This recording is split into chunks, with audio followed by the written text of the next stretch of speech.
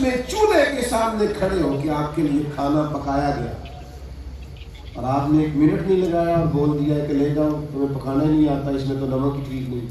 اچھا جی، السلام علیکم، میں تہاڈا اپنا ویر محمد توقیر اور کاکا۔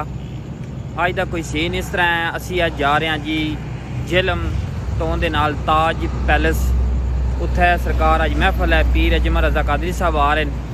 اسی اگے کافی لیٹ ہو گئے ہیں کیونکہ مغرب تو فوری بعد انہاں دا خطاب شروع ہوندا ہے، تے لہذا کوئی مہمان انہاں نے دعوت دیتی سی، اسی ادھر جا رہے ہیں۔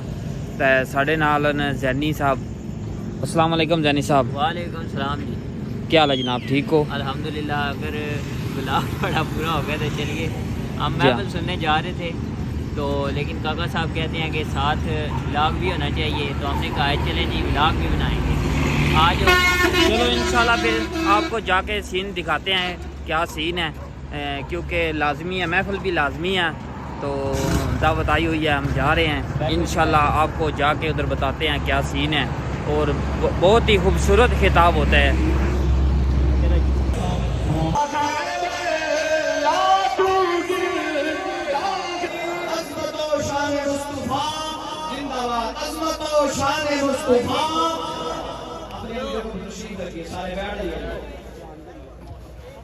اپنے مجھے تشریف رکھیے جناب۔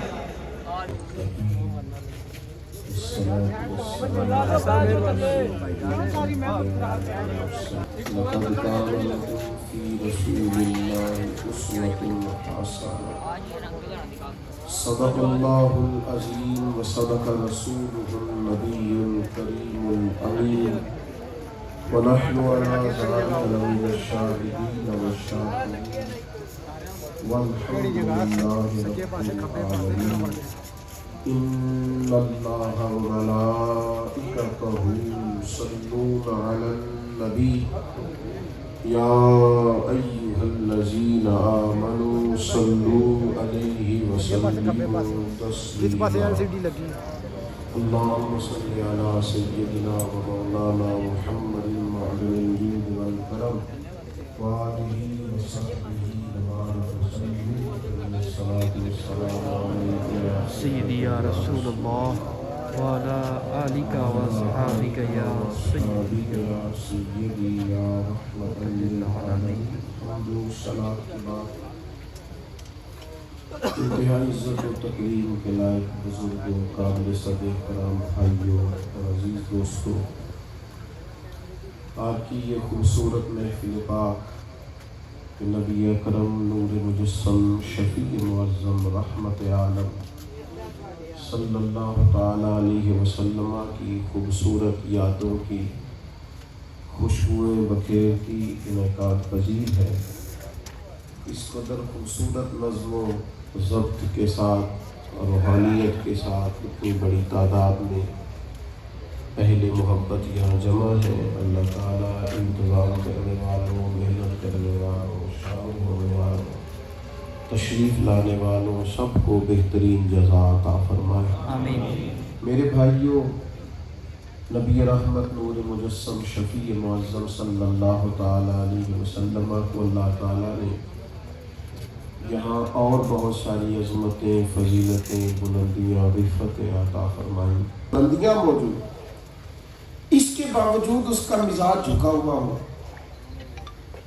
بہت سارے پھل موجود ہونے کے باوجود اس کی ٹہنیاں پورے طور پہ جھکی ہوئی ہوں، تو یہ خاص آدمی کی علامت۔ صرف سمجھانے کے لیے مثال دی ہے، بلا مثال و بلا تشبیہ اللہ نے محبوب کو اتنی شانیں عطا فرمائیں، اور پھر کمال ہو گیا، وہ رات بھی آئی جب ساری دنیا محض استراحت ہے، اللہ تعالیٰ نے حضرت جبریل امین علیہ السلام کو بھیجا کہ محبوب کو لائیے نا، تو محبوب ساری بلندیاں گزرتے ہوئے اللہ تعالیٰ کی بارگاہ میں حاضر ہیں۔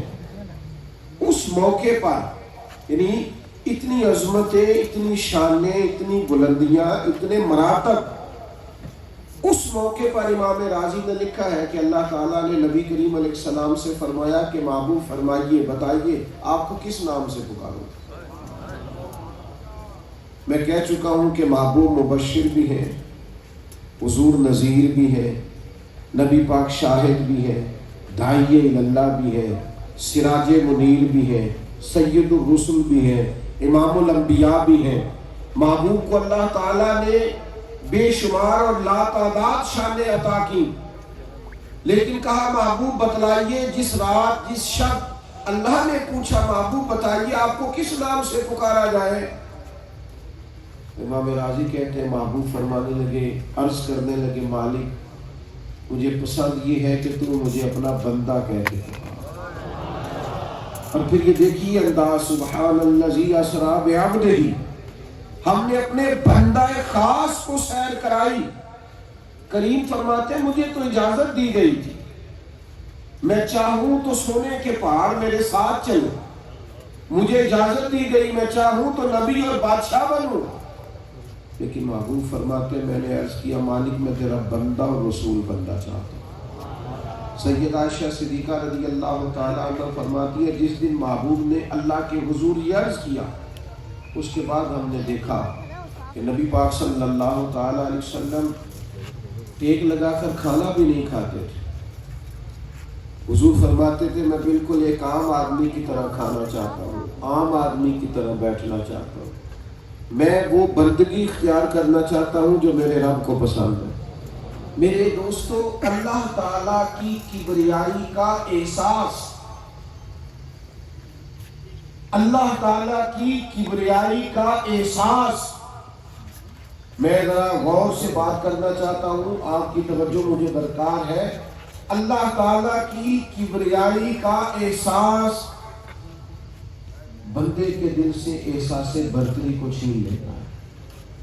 جب وہ رب کو بڑا جانتا ہے پھر اسے بڑا بننے کا شوق نہیں رہتا، پھر انسان سے کبر، تکبر، خود پسندی، عجب، یہ ساری چیزیں دور چلی جاتی۔ وہ عام انسانوں کی طرح بیٹھنا، عام انسانوں کی طرح چلنا، عام انسانوں کی طرح وقت گزارنا وہ پسند کرتا ہے۔ نبی پاک صاحب الاولاق سید عالم صلی اللہ تعالیٰ علیہ وآلہ وسلم نے اس مزاج کو امت کے آگے تقسیم کیا کہ یہ اپنا اسوہ حضور نے چھوڑا۔ آج کسی نہ کسی مقام پر نہ ہم کسی نہ کسی بڑائی کا شکار ہے۔ استاد کی بڑی عظمت ہے، لیکن استاد کو تو نہیں نہ چاہیے کہ وہ خود سے کہے کہ میری بڑی شان ہے اور میرا ایک بلند مرتبہ ہے اور شاید کچھ لوگ مجھ سے نیچے۔ عالم کی بڑی شان ہے، عام لوگ اس کی عزت کریں گے، لیکن اگر وہ علم کے تکبر کا شکار ہو گیا تو اس کے لیے بڑا نقصان۔ شیخ کی بڑی شان ہے، لوگ اس کو بڑا درجہ دیتے ہیں۔ خدا کا شکر زمانے کی قدردانی ہے کہ جوان بھی نہ ہوئے تھے کہ پیر کہلائے۔ یہ بعض اوقات ہوتا ہے کہ لوگ عزت کرتے ہیں، قدر کرتے ہیں، لیکن اس کا کیا مطلب ہے کہ بن کے بیٹھ جائے میں واقعی بہت بڑا ولی ہوں، اس کا ذہن بن جائے کہ میں بہت بڑی چیز ہوں۔ تو ایسا نہیں ہے۔ عام لوگوں کے بیچ رہیے، اپنے روزمرہ کے معاملات پر غور فرمائیے۔ ایک خاتون حضور کی بارگاہ میں آئی، صحیح مسلم میں موجود ہے۔ غلاموں سے پیار کرنا بھی بڑی بات ہے، مزدوروں کے بیچ بیٹھنا بھی بڑی بات ہے، بچوں پہ شفقت کرنا بھی بڑی بات ہے، لیکن ایک خاتون دروازہ رسالت پہ حاضر ہوئی۔ میری طرف دیکھو بیٹا، ادھر دیکھو، چھوڑ دیا توجہ میری بات کرو۔ ایک خاتون نبی کریم علیہ السلام کی بارگاہ میں حاضر ہوئی اور صحابہ فرماتے صحیح مسلم میں موجود ہے، اس کی عقل میں کچھ خطور تھا، کمزوری تھی، شعوری طور پر کچھ بیچاری کمزور تھی۔ آپ یوں سمجھ لیجئے کہ جس طرح ہمارے یہاں کہتے ہیں نا بندہ دیوانہ ہے، مجذوب ہے، بیچارہ نارمل نہیں، تو ایسی خاتون جس کو لوگ دیوانہ اور مجذوب کہتے ہیں وہ حضور کی بارگاہ میں حاضر ہوئی اور آ کے بیٹھ گئی۔ تو کہنے لگی میں نے کچھ بات کرنی تھی، تو محبوب نے فرمایا چلو میں بات سنتا ہوں۔ آپ نے کبھی کوئی دیوانوں کو وقت دیتا ہوا دیکھا ہے؟ کبھی کو پیر صاحب کسی مجنون کو، کسی پاگل کو، دیوانے کو وقت دے رہے ہو، باتیں سن رہے، بلکہ کوئی سننے بھی لگے تو لوگ کہتے ہیں اس کا ذہنی تو عادت ٹھیک نہیں، تو گزر جا۔ حضور علیہ السلام نے اس خاتون سے فرمایا تو مدینہ شریف کی جس گلی میں کہے گی میں وہاں کھڑے ہو کے تیری بات سننے کو تیار، میں تیری بات سنوں گا۔ یعنی بعض لوگ کہتے ہیں جناب آپ وہاں تک کیسے گئے، آپ مجھے بتا دیتے. لیکن محبوب میسر ہے، غلام بھی حاضر ہو سکتے ہیں، مزدور بھی حاضر ہو سکتے ہیں، مسکین بھی حاضر ہو سکتے ہیں، اور جو دیوانے ہو چکے ہیں وہ بھی دروازہ رسول پہ حاضر ہو سکتے ہیں. ہم لوگوں نے نا بلا وجہ اپنی اپنی شانیں بلند کر لی ہیں، اپنے اپنے مرتبے بنا لی ہیں، اپنے اپنے حساب سے جینا شروع کر دیا. دو آدمیوں پر ہی حکومت صحیح، لیکن کسی نہ کسی مقام پر ہم کچھ ایسا بن کے بیٹھ جاتے ہیں جس کے نتائج روحانی طور پر ٹھیک نہیں گزرتے. ہمارے من کے معاملات اس سے بڑے خراب ہو جاتے ہیں، اندر کی دنیا اجڑنے کے قریب ہو جاتی ہے. نبی پاک صلی اللہ تعالیٰ علیہ وآلہ وسلم نے ہمیشہ اس بات کا لحاظ فرمایا کہ کوئی ہو، کیسا ہو، کس طرح کا بھی ہو، وہ آئے، اس کی رسائی ہو، وہ بات کر سکے. ایسا ہمارا رویہ کبھی نہیں ہونا چاہیے. ہم نے حضور کے اسوہ حسنہ کو اپنانا ہے کہ ہم یہ دیکھیں کہ مطلب تیری کیا حیثیت ہے، تو میرے سامنے آ گیا، تو مجھ سے بات کرے، یعنی جب تو میرے ساتھ کلام کرے. میرے عزیز، یہ حضور علیہ السلام کی سیرت پاک سے دیکھیے.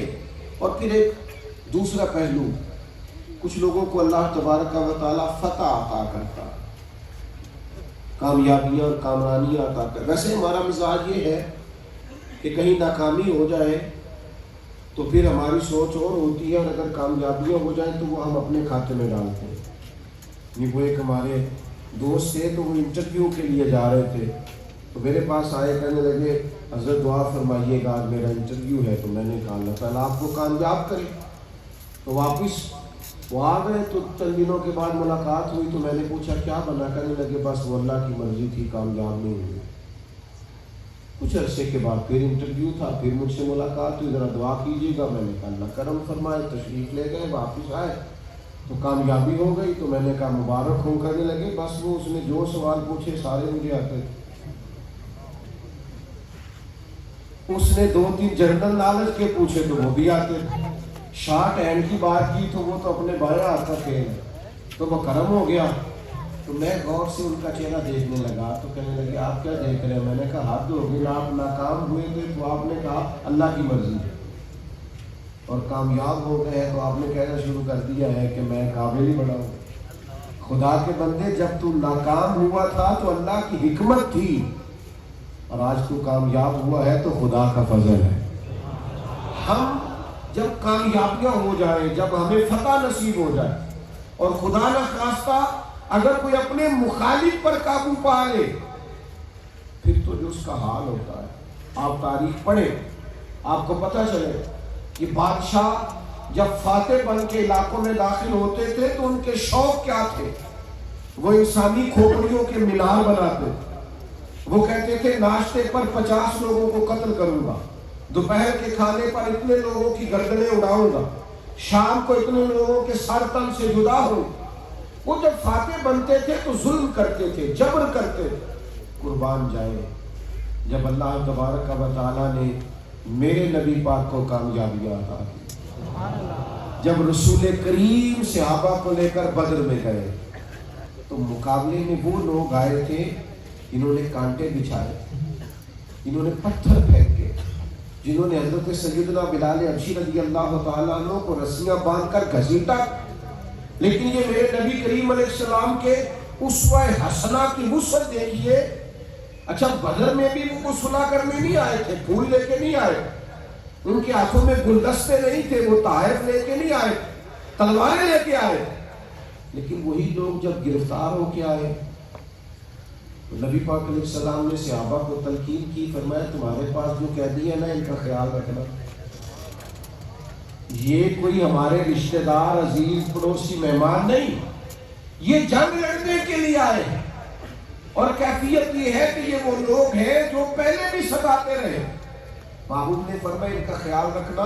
تو وہ قیدی بعد میں خود بتایا کرتے تھے، کہتے تھے حد ہو گئی، ہم صحابہ کے گھروں میں قید تھے، یعنی قیدی تھے اور مخالف تھے. تقریر نہیں کر رہا، جذبات کا اظہار کر رہا ہوں. غور کرنا بھلا کیا کہہ رہا ہوں. یعنی آپ کا مخالف آپ کے گھر آئے تو اسے کرسی پیش کرنا بڑا مشکل ہوتا ہے، اور جس کے بارے میں آپ کے حاشیہ خیال میں لمبی فہرست ہو کہ یہ کانٹے بچھاتا رہا ہے، یہ پتھر مارتا رہا ہے، یہ تکلیفیں دیتا رہا ہے، اور یہ بدر میں بھی تلواریں چمکا کے آیا، یہ تو اللہ کی شان ہے، ہمارے قابو آ گیا۔ تو بدر کے قیدی کہتے ہیں ہم نے صحابہ کا عجیب منظر دیکھا کہ ان دنوں حالات تو بہت عمدہ اس طرح نہیں تھے، بہت زیادہ مالی وسعتیں اور معاشی حالات تو بہتر نہیں تھے، تو ہم نے عجیب رنگ دیکھا کہ وہ خود کھجور اور پانی پہ گزارا کر لیتے تھے، ہمیں سالن اور روٹی کھلایا کرتے تھے، ہم ان کے قیدی تھے۔ اور عجیب قید ہے اور عجیب یہ رنگ ہے کہ حضور علیہ السلام نے صحابہ سے مشورہ کیا تو غصہ تھا، تو بعض صحابہ نے کہا نہیں، ان کی گردنیں اڑائیں، ان کی تکلیفیں ہمیں یاد ہیں۔ تو کریم فرمانے لگے کوئی اور مشورہ دو، تو کہا پھر ان سے فدیہ لے لیا جائے۔ تو فرمایا یہ فدیے والی بات ٹھیک ہے، گردنیں نہیں اڑاتے، فدیے والی بات۔ تو تھوڑا تھوڑا فدیہ لوگ دینے لگے، تو ایک نے آگے کہا یا رسول اللہ میری تو بیٹیاں ہی بیٹیاں ہیں، اکیلا کمانے والا ہوں۔ قربان جائے محبوب آپ کی شان رحمت للعالمین پر۔ کریم فرمانے تیری بیٹیاں، حضور میری 5 بیٹیاں، فرمایا تو بغیر فدیے کے ہی آزاد ہے۔ یہ کامیابی ملی ہوئی ہے، یہ لوگ بظاہر ناکام ہوئے ہیں، ان کو قید کیا گیا۔ یہاں لوگوں کو کامیابی ہو جاتی ہے تو مخالف کے دروازوں پہ جا کے لوگ ڈھول نہیں بجاتے، کیا کچھ نہیں کرتے، کس طرح کا رنگ نہیں لوگ اختیار کرتے۔ اور پھر ذرا سی، یہ تھوڑے دن پہلے میٹرک کا امتحان آیا ہے، ظاہر ہے کہ سب طلبہ پاس نہیں ہوتے، کچھ بچے رہ بھی جاتے ہیں۔ تو ایک بچہ بڑا رو رہا تھا، تو میں نے اسے کہا کہ جناب کیا ہوا؟ کہنے لگا میری سردی آ گئی۔ تو میں نے کہا چلو آ جاتی ہیں، شاخ سواری گرتے ہیں میدان جنگ میں۔ تو ایک آدھ آدھی ہے تو کوئی نہیں کامیاب ہو جائے گا۔ کہنے لگا وہ نہیں مسئلہ رشتہ داروں نے بڑا پوچھ رہا ہے، یعنی اس بیچارے کو اس سے مسئلہ نہیں کہ میں ناکام ہوا ہوں کہ کامیاب ہوا ہوں۔ تو میں نے اسے کہا، میں نے کہا بیٹا اگر تو پاس ہو جاتا تو پھر رشتہ داروں نے تجھے بلی مان لینا تھا، مثلا پھر کیا کہتے ہیں وہ تیرے ہاتھ میں بیعت کرتے، ہاتھ چھوڑ دے، انہوں نے پھر بھی کہنا تھا نمبر توڑے۔ لہذا ہم نا ہر معاملے کے اندر چیزوں کو سمجھتے نہیں، کہنے لگے نہیں وہ ان کے 2 بچے بڑے اچھے نمبروں میں پاس ہو گئے، تو بھائی ہر بندہ، ہر آدمی ذہین نہیں ہوتا، کچھ کل ذہن بھی ہوتے ہیں، کچھ کمزور بھی ہوتے ہیں۔ تو آپ اگر کامیاب ہو گئے تو اس کا یہ معنی تھوڑا ہے کہ آپ دوسروں کو لتاڑنا شروع کر دیں۔ آپ کو اگر کامیابیاں مل گئی ہیں تو اس کا یہ مطلب تھوڑی ہے کہ آپ جس کی مرضی چاہے عزت اتارنی شروع کر دیں۔ اللہ کے پیارے حبیب علیہ السلام کے بارے میں آپ ابن کثیر دیکھیے گا، جس دن حضور مکہ میں آئے ہیں نا، مکہ والوں نے جو جو کیا ہوا تھا وہ سب کو یاد تھا، لیکن فرماتے ہیں محبوب جب مکے میں داخل ہوئے نا، تو یہ جب سپہ سالار داخل ہوتے تھے تو وہ گھوڑوں کی پشتوں پر کھڑے ہو جاتے تھے، وہ جب داخل ہوتے تھے تو اونٹوں کے کجاووں پر کھڑے ہو جاتے تھے۔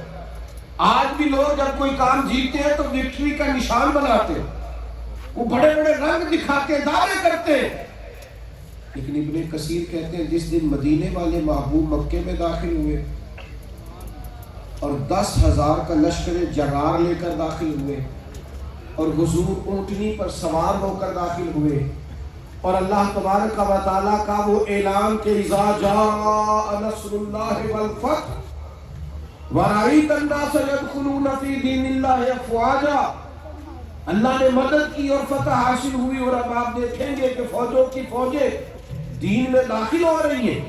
اس شان سے محبوب آئے تو صحابہ فرماتے ہیں کہ ایک سیاہ رنگ کا امامہ محبوب نے باندھا ہوا تھا، تو محبوب نے اپنی گردن اتنی نیچے کی ہوئی تھی، اتنی جھکائی ہوئی تھی، اتنی جھکائی ہوئی تھی کہ آپ کا وہ امامہ مبارک قریب تھا کہ ان کے کجاوے کو لگ جائے گا۔ حضور گردن جھکا کے آئے، اللہ کے حضور جھک کے آئے، اللہ نے کامیابی دی ہے۔ آپ کو اگر کہیں کامیابی ہو گئی، آپ کاروبار میں آگے نکل گئے، تعلیم میں آگے نکل گئے، بزنس میں آگے نکل گئے، کسی بھی طور، کیونکہ تو جھکنے کا مقام ہے اللہ کے حضور، اور یہاں دعوے کرتے پھرنا اور اپنی قابلیت کا اظہار کرنا اور بار بار اعلان کرنا کہ میں بہت سمجھدار ہوں، تو یہ نبی پاک کے اسوہ نور سے آپ اس چیز کو ضرور سیکھیے، اس پر غور کیجیے۔ پھر ایک اور بات، یعنی وہ کہتی ہے کہ اگر وہ میری موجودگی میں زندگی میں آ گئی تو میں اسے اس کام لگاؤں گی کہ وہ بدلے لے تو اسے گن گن کے. تو پھر یہ رویہ شدت پسندی کا اور یہ اپنے ذہن کو اس طرح کا بنا لینا، اس سے تو اخلاقی طور پر بڑی کمزوریاں پیدا ہو جاتی. آپ یہ ذہن بنائیں کہ مخالف سے انتقام بھی لینا، بلکہ رویہ اس طرح کا کرنا ہے کہ اسے شرمندگی ہو کہ میں کہاں وقت گزارتا رہا ہوں، میں نے اپنا ٹائم کہاں ضائع کیا. پھر ایک اور بات، یہ آج میری زندگی کا، میری گفتگو کا حاصل بات ہوگی کہ شاید میں اپنے لیے بات کر رہا ہوں. اتنا بڑا خوبصورت پنڈال سجا ہوا ہے اور اتنے آپ عظیم لوگ بیٹھے ہیں. ایک خاص بات کرنی ہے ان لوگوں سے جن سے لوگ پیار کرتے ہیں، ان لوگوں سے جن کی لوگ عقیدت رکھتے ہیں، ان لوگوں سے جن کی گاڑیوں کے پیچھے لوگ بھاگتے ہیں، ان لوگوں سے جن کی گاڑیوں کو لوگ چومتے ہیں، ان لوگوں سے جن کے بارے میں لوگ بہت بڑا حسن ظن رکھتے ہیں. مجھے معاف کیا جائے میں کچھ سخت جملہ نہ بولوں، چھوٹا آدمی ہوں. یہ کیا بات ہوئی، لوگ تمہاری گاڑیاں چومتے ہیں، تمہیں دیندار سمجھتے ہیں، اور تمہاری نسلوں کا بھی یہ حال ہے کہ وہ ان غریبوں سے ہاتھ ملانا پسند نہیں کرتے. کبھی زندگی میں موقع بھی آ جائے، ٹائم بھی مل جائے، اسباب بھی بڑھ جائے تو انہیں قریب بٹھانا پسند نہیں کرتے. یہ احساس برتری وڈیروں کے ہاں تو سمجھ میں آتا تھا، سجادہ نشینوں کے ہاں کیسے آئے؟ یہ درباروں، آستانوں اور خانقاہوں پر بیٹھنے والوں کے ہاں کیسے آ گئے؟ تمہارے گھر میں جو پیدا ہو رہا ہے ولی ہو رہا ہے اللہ ماشاءاللہ، اور باقیوں کے گھر میں جو بھی پیدا ہوگا وہ غلام در غلام ہوگا. خدا آپ بھی سمجھیے اور غور کیجئے. ہم کسی سے بھی قدر کرتے ہیں تو دین کے نام پر قدر کرتے ہیں. اگر وہ دین کے معیار پر پورا اترے گا تو عزت کے قابل ہے، اور اگر معیار دین پر پورا نہ اترے تو جس مرضی بڑی خانقاہ سے تعلق رکھتا ہو، اگر وہ دین کے ماحول پر پورا نہیں اترتا تو پھر کیسے اسے سمجھا جائے گا، اسے کیسے، اور ہاں اس کے بڑوں کی نسبت سے اس کا ادب کیا جائے گا، احترام کیا جائے گا. لیکن وہ کہے کہ میں عقیدتیں وہ ساری وصول کروں جو میرے بزرگ کرتے تھے لیکن ان جیسا کام ایک بھی نہ کروں، تو بھئی پھر یہ ہو سکتا؟ اگرچہ بات سخت ہے پر کبھی کبھی کڑوی گولی نہ فائدہ بڑا کرتی ہے. تو مہربانی فرمائے آپ بھی تھوڑا سا موقع دیں ان لوگوں کو سجنے سنورنے. جب آپ معیار کے مطابق عزت کریں گے تو لوگ بھی معیار بنانا شروع کر دیں. لیکن جب آپ نے معیار نہیں سمجھا، بات جو آ گیا ہے، جو پہنچ گیا ہے، جو مل گیا ہے، اس کے پیچھے بھاگ کھڑے ہوئے، تو کوئی معیار تو بنائے، کوئی سٹیٹس تو بنائے. سنے، میں نے کہا بڑی محاسن بات کر رہا ہوں، شاید اپنے لیے کر رہا ہوں. ایک ہوتا ہے کوئی کسی سے عقیدت کرے، وہ لوگ عقیدت کرتے ہیں. میں گاڑی میں بیٹھتا ہوں، ظاہر ہے اب اتنی بڑی تعداد میں آپ لوگ موجود ہیں تو میں ایک آدمی سے مل تو نہیں سکتا، اور ہر روز ہر شہر میں کچھ ایسا معاملہ ہوتا ہے. تو لوگ جب گاڑی کے پیچھے بھاگ رہے ہوتے ہیں تو میں اللہ کے حضور توبہ کر رہا ہوتا ہوں، ایمانداری سے کہتا ہوں، باوضو بیٹھتا ہوں. میں کہتا ہوں یا اللہ مجھے اپنے گناہوں کا پتہ ہے، میں نے ان لوگوں کو اس کام نہیں لگایا، میں تو انہیں تیرے محبوب کی بات بتا کے آیا، میں تو سنت اور شریعت کا سبق دے کے آیا ہوں، میں انہیں کہیں اور جوڑنا چاہتا ہوں، میں نے اس طرف نہیں لگایا. عقیدتیں آپ وصول کریں، محبتیں آپ وصول کریں، آپ استاد ہیں، آپ شیخ ہیں، آپ والد ہیں، آپ کسی بھی رتبے پر فائز ہیں، تو وہ کوئی آپ سے عقیدت کر رہا ہے، آپ کا یہ ذہن نہیں ہونا چاہیے کہ میں بڑی بلا ہوں. آپ کو اس طرح کا ذہن نہ بنائیں. ذرا انداز دیکھیے نا، صحابہ نبی پاک صلی اللہ تعالی علیہ وسلم کے ساتھ کس طرح محبت کرتے، کس والہانہ انداز میں، کہ وہ عروہ بن مسعود ثقفی کی روایت صحیح بخاری میں موجود ہے، جس نے آ کے قریش مکہ سے کہا تھا میں وہاں تمہارا سفیر بن کے گیا تھا، پر میں عجیب رنگ دیکھ کے آیا ہوں، میں نے دنیا دیکھی ہے، کیسر و کسرا دیکھے، اس نے وہ لوگ بھی دیکھے تھے جو اپنے آپ کو سجدہ کراتے ہیں. تو کہتے ہیں میں نے تو نبی پاک کے غلاموں کا عجیب منظر دیکھا ہے کہ وہ لعاب دہن منہ سے نکالتے ہیں تو وہ پکڑ کے ہاتھوں چہروں پر ملنے لگتے ہیں، وہ حکم دیتے ہیں تو ایک دوسرے سے جلدی کرتے ہیں حکم ماننے. نبی پاک کے وضو کا پانی لینے کے لیے وہ اتنا تیز دوڑتے ہیں کہ لگتا ہے لڑ پڑیں گے. اور وہ حضور کی بارگاہ میں یوں بیٹھتے ہیں کہ گویا ان کے سروں پر پرندے بیٹھے ہیں، وہ ذرا حرکت کریں گے تو پرندے اڑ جائیں گے۔ یہ عقیدتیں تھیں جو صحابہ حضور کے ساتھ کریں، یہ محبتیں تھیں۔ یعنی یہ عقیدت کا رنگ دیکھے نا کہ حضرت عثمان غنی رضی اللہ تعالیٰ عنہ نے کہا میں نبی پاک علیہ السلام کے بغیر بیت اللہ کا طواف بھی نہیں کروں گا۔ یہ عقیدتوں کی گہرائی، یہ وارفتگی، اور حضور سید عالم علیہ السلام کے غلام یہ عقیدتیں دوسروں کو بھی بتلاتے ہیں۔ آنے والے بھی پورے طور پہ حضرت ام حبیبہ رضی اللہ تعالیٰ عنہ نبی پاک کی زوجہ ہے، مومنوں کی ماں ہے، ان کے والد جناب ابو سفیان جب آئے ہمیں ملنے کے لیے، وہ بھی کلمہ نہیں پڑھتے تھے، تو جناب ام حبیبہ نے بستر لپیٹ دیا تو والد کہنے لگے بیٹا کیوں لپیٹا ہے؟ ان کے ذہن میں کوئی اور خیال تھا۔ جناب ام حبیبہ کہنے لگی یہ پاک رسول کا پاک بستر ہے اور آپ ابھی کلمہ نہیں پڑھتے، لہذا آپ اس بستر پر بیٹھ سکتے، یہ آپ نہیں بیٹھ سکتے اس بستر پر۔ یہ ہے صحابہ کی عقیدتیں، یہ ہے ان کی محبتوں کا خراج، یہ ہے ان کی وارفتگی، یہ ہے ان کا شوق۔ لیکن جواب میں حضور کا اسوہ حسنہ کیا ہے؟ جب بدر کے لیے جا رہے تھے تو طے یہ پایا تھا کہ ایک اونٹ ہوگا، 3 سواریاں ہوگی۔ ایک سواری تھی اور 3 لوگوں نے بیٹھنا تھا باری باری۔ نبی پاک علیہ السلام نے بھی باقاعدہ 2 لوگوں کو ساتھ لیا، ایک حضرت مولانا علی تھے اور ایک حضرت ابو لبابہ رضی اللہ تعالیٰ عنہ تھے۔ وہ کہتے ہیں ہم بھی اپنی اپنی باری پر پیدل چلے، پھر ایک وقت آیا کہ پیدل چلنے کی باری مدینے والے محبوب کی آئی۔ ہم نے عرض کی یا رسول اللہ آپ سوار ہو جائیے، میں پورا مضمون پہلے آپ کے سامنے رکھ چکا ہوں کہ ان کی عقیدتوں کا رنگ کیا تھا، ان کی نبی پاک علیہ السلام سے محبتوں کا طریقہ کیا تھا۔ ہم نے عرض کی حضور آپ سواری پر تشریف رکھیے، حضور فرمانے لگے نہیں بھائی جب میری پیدل چلنے کی باری ہے تو میں بھی پیدل ہی چلوں۔ جب ہم نے اصرار کیا اور بہت زیادہ منت سماجت کی، نبی پاک صلی اللہ تعالیٰ علیہ وآلہ وسلم نے ارشاد فرمایا نہ تو تم مجھ سے بڑھ کر طاقتور ہو، اور فرمایا کہ تم پیدل چل سکتے ہو میں نہیں چل سکتا، اور فرمایا نہ ہی ایسا ہے کہ تم نے اللہ سے اجر لینا ہے میں نے لینا نہیں۔ تم اجر چاہتے ہو بدر کی طرف پیدل جانے کا تو میں بھی اپنے رب کریم سے اجر چاہتا ہوں۔ تو بھائی یہ ان کی عقیدتوں کا رنگ اپنی جگہ پہ قائم ہے۔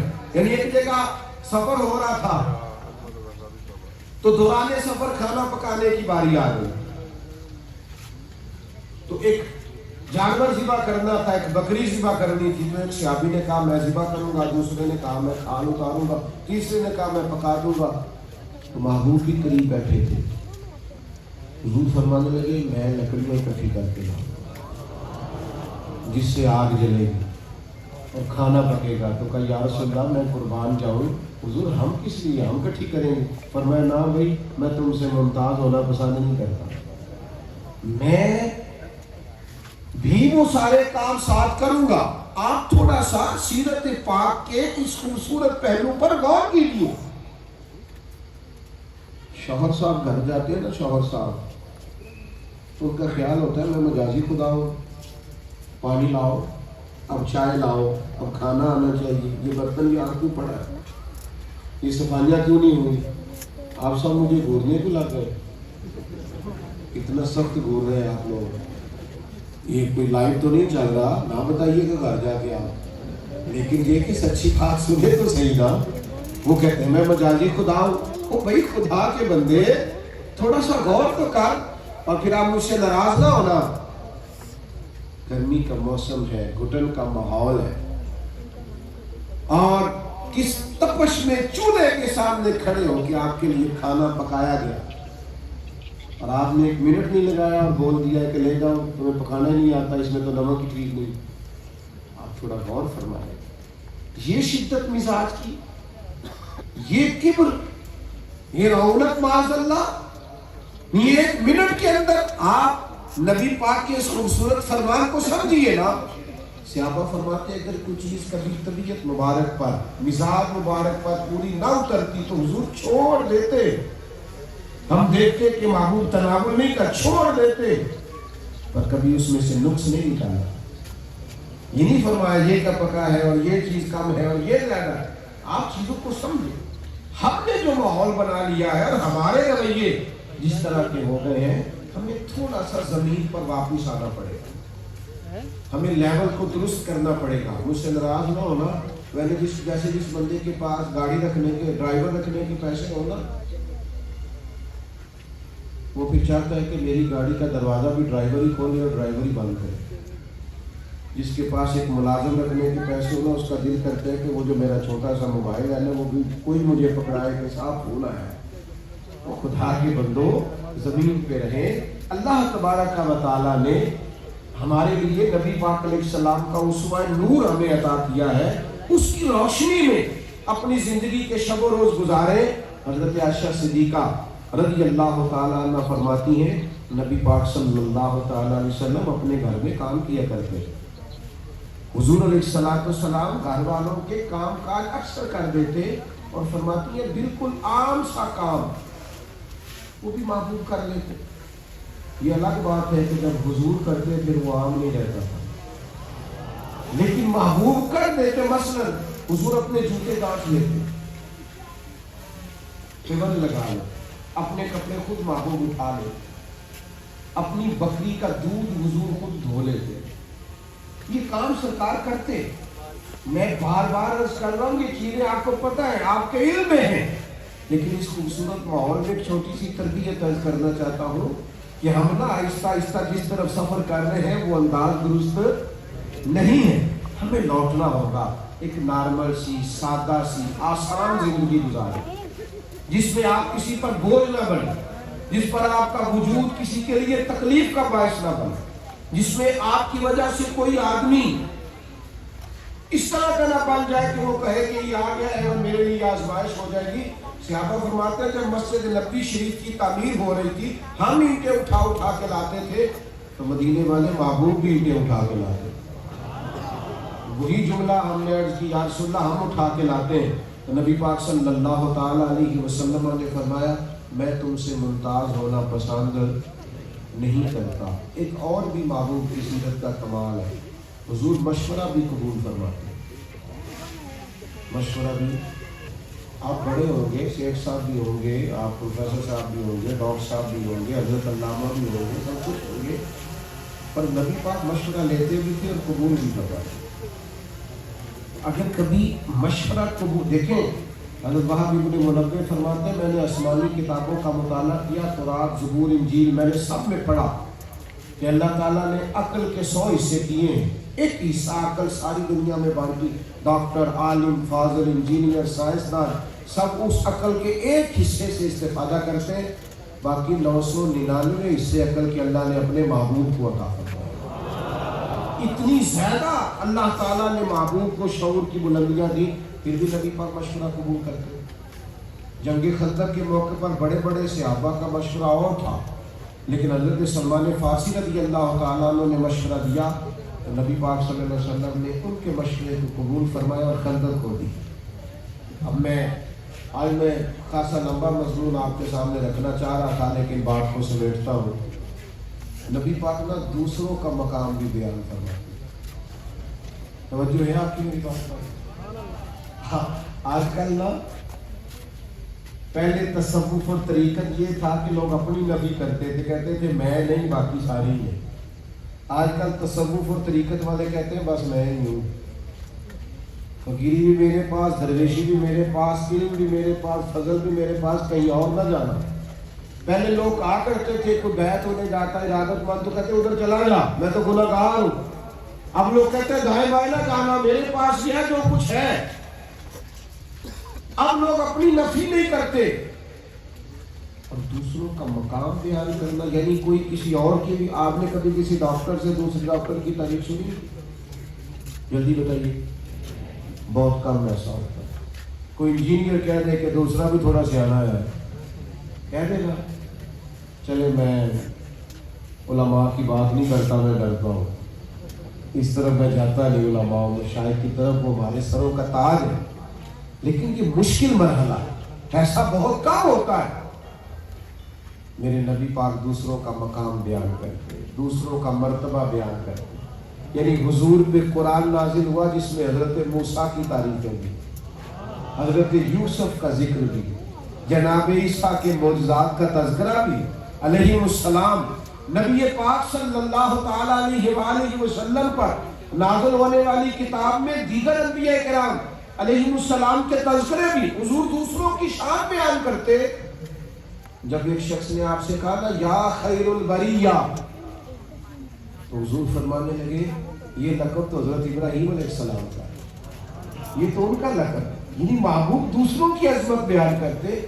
थोड़ा सा ना अल्लाह ने मखलूक बड़ी हसीन बनाई है, ज़रा दूसरों में भी हुस्न मुलाहिजा फरमाए, दूसरों की खूबियों को भी ज़रा देखें, ज़रा अपनी ज़ात से थोड़ा बढ़कर भी देखें, दूसरों का मकाम व मर्तबा, दूसरों की शान, दूसरों की अज़मतें। आप कभी खोलेंगे कुतुब हदीस तो आपको पता चलेगा नबी पाक अलैहिस्सलाम ने अंबिया की बात की, पुराने अंबिया की उम्मतों में जो औलिया गुजरे उनके तज़किरे सरवर कायनात अलैहिस्सलाम की ज़ुबान नूर से हमें मिलेंगे। याद रखिएगा हमें क्या करना है, हमें आजिज़ी, इनकिसारी, अपनी तबीयत से हर किस्म का गुरूर, तकब्बुर, एहसास बरतरी, इसको पूरे तौर पर निकालना है। आम सी नॉर्मल सी ज़िंदगी गुजारें, आप लोगों के बीच घुल मिल के रहें, मोहब्बतों को फ़रोग़ दें।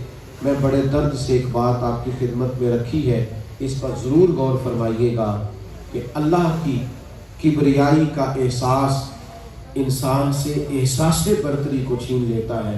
अपने रब की किबरियाई का एहसास करे। अल्लाह ताला हमें समझ अता फरमाए। आखिर दावाना अल्हम्दुलिल्लाहि रब्बिल आलमीन। अल्लाहुम्मा सल्लि अला सय्यिदिना व मौलाना मुहम्मदिन मअदनिल जूद वल करम व आलिहि व बारिक वसल्लिम। अल्लाह हमारी हाज़िरी को कबूलियत का शर्फ अता फरमा। इतनी खूबसूरत महफिल, इतने कसरत से अहबाब की शिरकत, अल्लाह ताला हम सबको इखलास की दौलत अता फरमा। दीन का हर काम अपनी रज़ा के लिए करने की तौफीक अता फरमा। मालिक करीम सजदों का ज़ौक़ अता फरमा, इबादतों का शौक़ अता फरमा, तिलावतों की लज्जत अता फरमा।